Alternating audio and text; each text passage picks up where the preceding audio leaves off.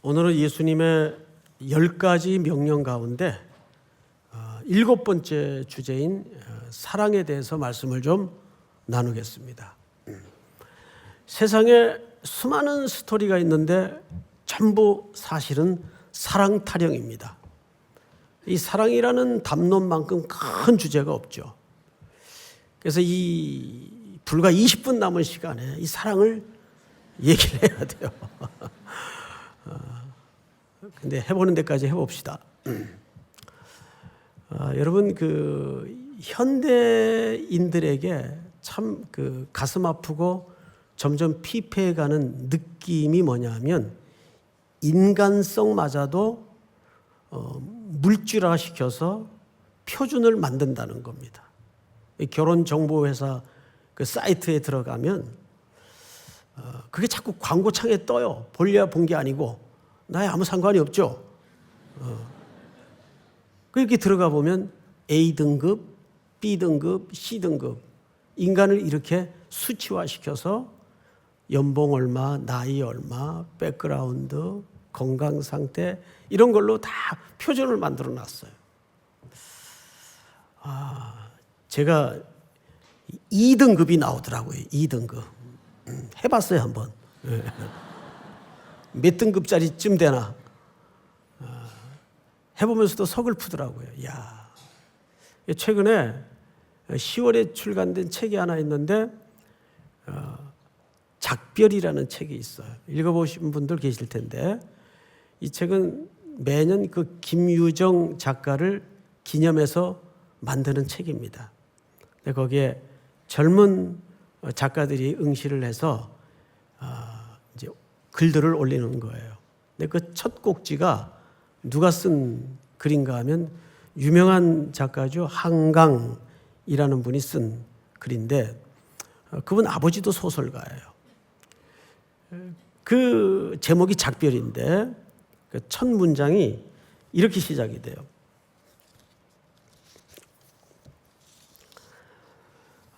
난처한 일이 그녀에게 생겼다. 벤치에 앉아 깜빡 잠이 들었다가 깨어났는데 그녀의 몸이 눈사람이 되어 있었다. 눈사람처럼 된 게 아니에요. 눈이 맞아 눈사람이 됐다는 말이 아니고 그냥 눈사람이 되어버린 거예요. 몸이. 그러면서 이제 이야기가 시작이 되는데 이야기의 얼개는 이렇습니다. 따뜻한 데 들어갈 수도 없고 아무리 추워도 밖에 있어야 돼요. 그리고 몸이 시려 몸을 녹이려고 찬 음료밖에는 마시질 못해요. 더운 거나 뜨거운 걸 마시면 몸이 녹아버립니다. 먼지를 털면 몸이 가루가 되어 하얀 가루로 부서져서 떨어져요. 이 참 특이한 소재를 통해서 뭘 말하고 싶었던 걸까? 그것은 점점 소멸되어가는 인간을 그런 식으로 유비시킨 겁니다. 인간성이 메말라가고 인간이 점점 사라지는 소멸되어가는 인간을 작가는 고발하고 싶었던 거죠. 왜 그런 현상이 나타날까? 우리 인간에게 그 진정한 사랑이 빠질 때 인간은 물질이에요. 그 사랑이 배제된다면 인간은 아무 의미가 없는 거죠. 그래서 오늘은 특별히 우리가 여러 가지 사랑을 정의할 수 있지만 특히 사랑을 보편적으로 우리 기독교인들마저도 러브 이즈 뭐라고 정의하죠? 동사다. 사랑은 동사다. 그러니까 쉽게 얘기하면 사랑은 행하는 것이고 액티비티하게 움직이는 것이고 반응하는 것이고 맞아요. 갑돌이와 갑순이가 왜 헤어졌죠? 동성동본이라 헤어진 게 아니에요. 갑돌이와 갑순이는 사랑을 표현 못해서 헤어졌어요. 시집간 날 첫날 밤에 달 보고 울었죠. 왜? 말하지 못한 아쉬움 때문에. 마음 속에 있는 그 심정을 상대방에게 고백하지 못한 아쉬움 때문에 그리고 3번 나오잖아요. 그래서 사랑은 동사다. 틀린 말 아니에요. 그런데 정말 사랑에 대한 정의가 그런 측면만 있을까? 훨씬 동사적 측면보다도 더 많은 영역의 사랑의 정의가 있다는 것을 공동체 안에서 놓칠 수가 있어요. 과연 그게 뭘까? 그래서 우리는 오늘 성경의 대표적인 사랑장인 고린도전서 13장의 정의를 통해서 그 측면을 좀 함께 들여다보는 은혜가 있었으면 좋겠습니다. 그러기 위해서는 사도 바울이 고린도 교회 성도들에게 이 유명한 사랑장을 왜 쓰게 되었는가에 대한 배경적 이해를 좀 알아야 돼요. 그냥 사랑이라는 주제를 딱 떼어내서 사랑을 논할 때는 전혀 고린도 전서의 맥락과 무관한 사랑의 정의가 나올 수밖에 없어요. 우선 고린도 교회는 굉장히 역동적인 교회였습니다. 그 이유는 유난히 은사가 많았어요. 너도 나도 은사를 갖고 있었어요. 그러다 보니까 초대교회인지라 예배 중에 자기 어떤 은혜를 나누는 시간이 있었을 텐데 저요 하면서 너도 나도 튀어나와서 서로 자기가 하나님께로부터 받았던 은사라든지 어떤 은혜들을 나누는 일들이 경쟁적으로 벌어졌습니다. 그래서 잠잠하라. 그뿐만 아니라 은사가 있다 보니까 자연적으로 어떤 구분이 벌어지게 됐는가 하면 은사 받은 사람도 있었을 게고 못 받은 사람도 당연히 있었을 거예요. 그러면 은사 받은 사람과 못 받은 사람, 두 가지 은사를 받은 사람과 한 가지 은사를 받은 사람, 슬금슬금 교회 안에 분위기가 등급화되고 계급화됩니다. 그러다 보니까 인간이 모인 공동체인지라 이것이 시기가 되고 경쟁이 일어나요. 심지어는 성찬 가지고도 그 못된 심리가 드러났어요. 우리 지난주에 배웠죠. 어떤 사람 배불리 먹는 사람이 생겼어요.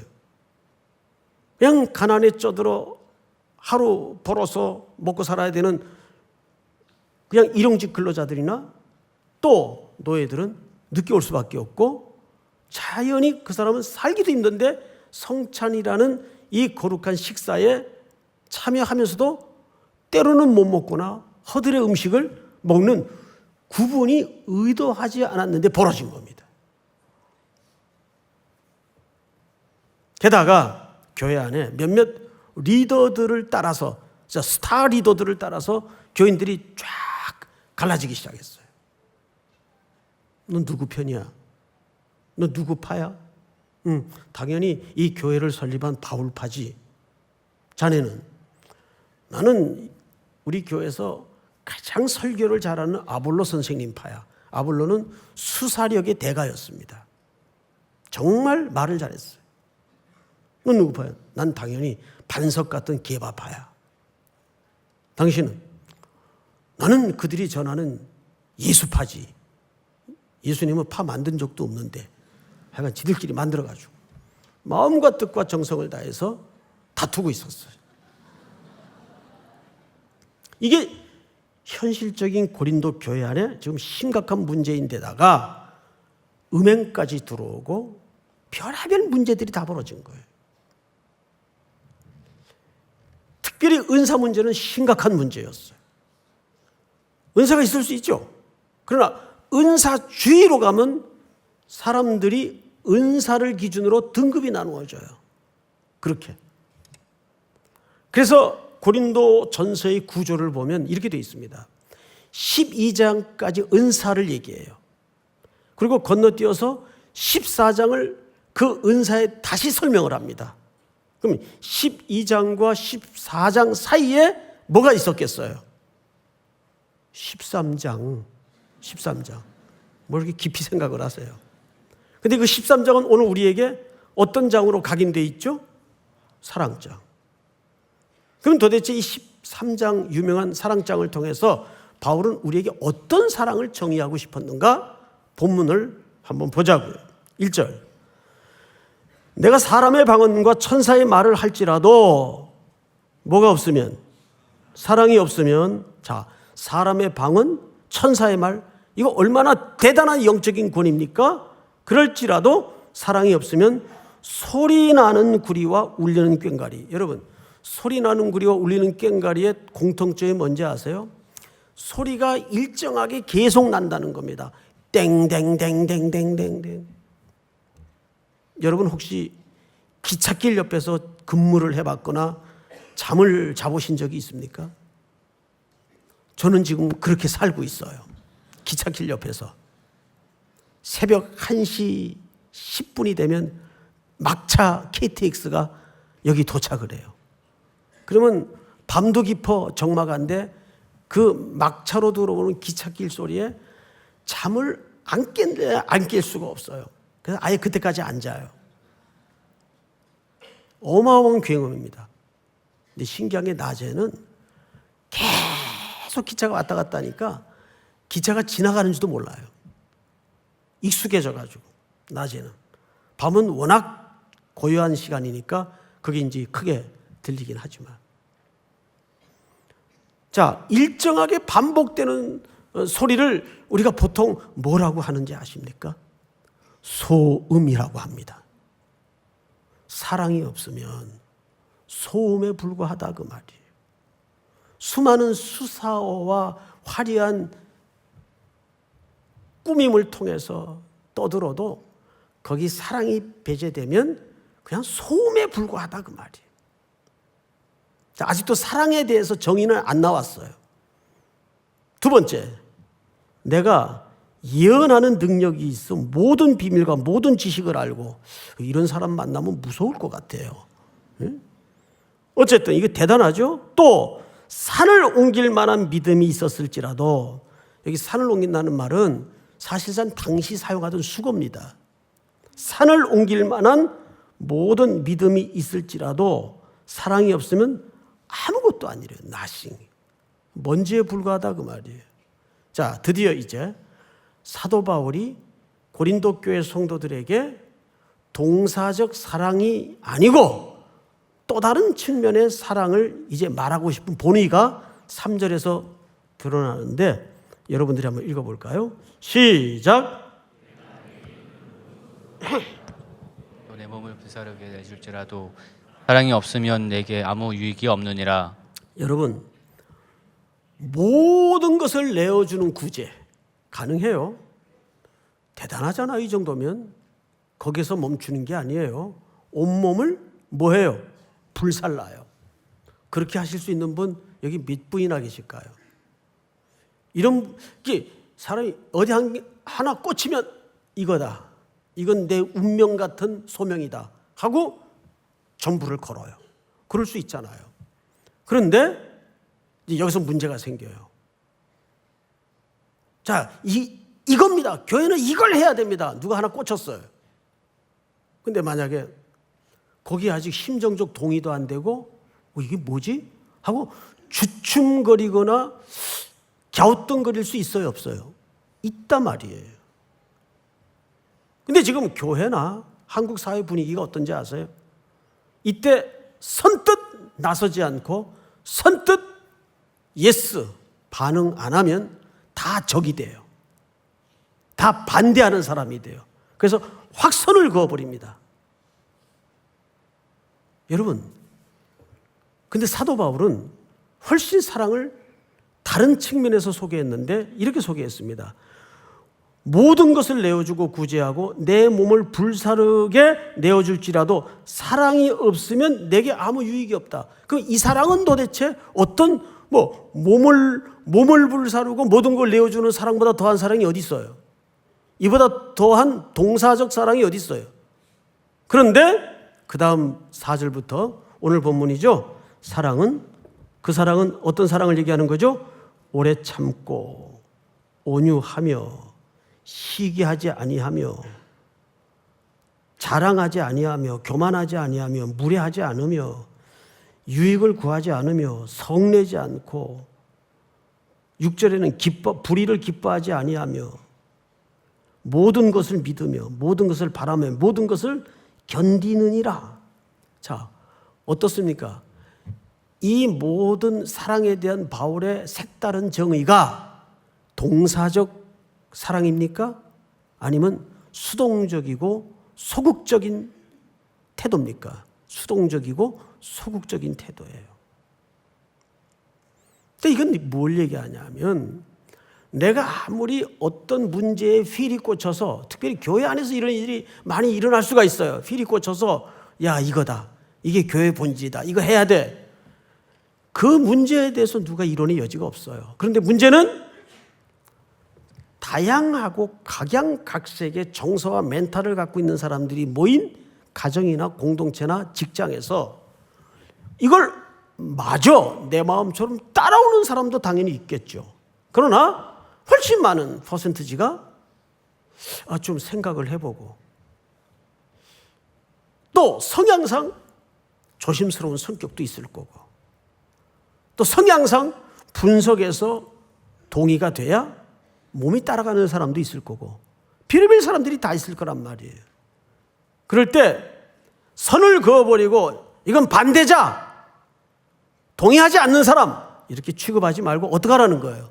견디고 참으며 기다리라, 그 말이에요. 이게 사랑이라는 거예요. 훨씬 이 사랑이 어렵습니다. 동사적 사랑은 사실 어떤 면에서는 휠이 꽂힐 때 하기가 쉬워요. 내 운명 같은 거라 했는데 어떡할 거예요? 그런데 훨씬 후자 쪽의 사랑이 하기가 어렵습니다. 끊임없이 기다려주는 것. 우리 이거 어디서 훈련 많이 받죠? 자녀를 양육하면서 훈련을 많이 받아요. 그죠? 자기 살아온 세월만큼의 눈높이밖에 못 보잖아요, 자녀들은. 뭐 당장 그게 전부인 줄 알고 댕댕거리고, 자녀들은 그래요. 그런데 이미 2배, 3배 이상의 세월과 경험을 쌓아본 선배나 어른의 입장에서는 조금 더 기다려줬으면 좋겠는데, 이게 높이와 시선이 다르단 말이에요. 그럴 때는 부모의 입장에서 기다려줘야 돼요. 또 속아줘야 돼요. 참아줘야 돼요. 어설픈 주장이지만 동의해주는 척하고 함께 가야 돼요. 마치 교회라는 것은 발 묶어 뛰기 경기와 같습니다. 한 친구는 100m를 11초 때 주파할 수 있는 신체적 능력이 있어요. 근데 또 한 친구는 거의 어떻게 표현을 해야 될까요? 있죠, 운동하다 보면. 그런 천성적으로 움직이는 데에는 소질을 갖지 못한 친구들이 있어요. 근데 같이 묶임을 당했을 때 어떻게 해요? 그냥 피가 나든 상처가 생기든 질질 끌면서 패댕기를 치고 그러고 끌고 가야 됩니까? 아니죠. 구령을 맞추어서 하나, 둘, 왼발, 오른발 같이 호흡을 섞고 도저를 맞추면서 답답하죠. 안 되는 사람 기다리고 같이 가려고 그러면 부부간에 절대 운전은 가르쳐 주지 말라 그러잖아요. 싸우니까. 그리고 자기 자녀를 정말 잘 가르칠 수 있는 아버지가 계시다면 거의 성인군자 수준입니다. 어려워요.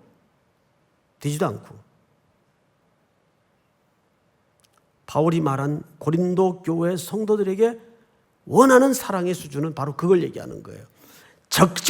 적극적인 것도 동사적 사랑 차원에서 맞는 얘기지만 훨씬 어려운 사랑이 견디어주고 인내해주고 기다려주고 참아주는 사랑이 훨씬 어렵다, 그 말이에요.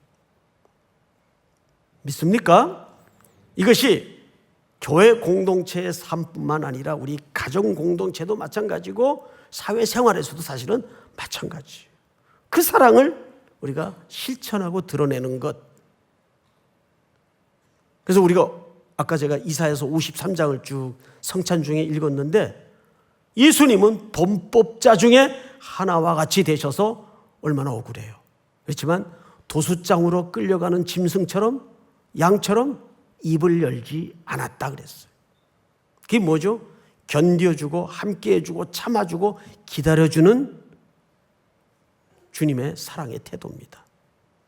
훨씬 많은 영역에서 사랑은 동사적 강조보다는 품성적 강조를 많이 하고 있어요. 그게 갈라디아서 5장 22절의 말씀에도 성령의 9가지 열매가 나오죠. 전부 뭐에 관한 덕목들입니까? 대인관계에 관한 덕목들이에요. 이것이 여러분들의 또 남은 걸음에 중요한 기준과 원리로 되새겨지는 은혜가 있기를 축복합니다.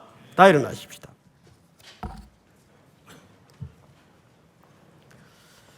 우리 151장 마지막 절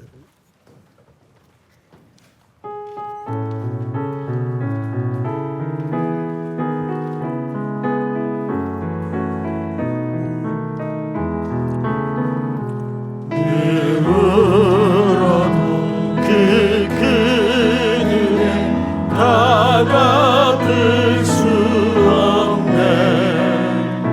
나 주님께 몸 바쳐서 주의 이름 쓰리. 십자가 내가 처음 볼 때에 나의 맘에 큰 고통 사라져. 오늘 믿고서 내 눈 밝았네. 참 내 기쁨 영원하도다.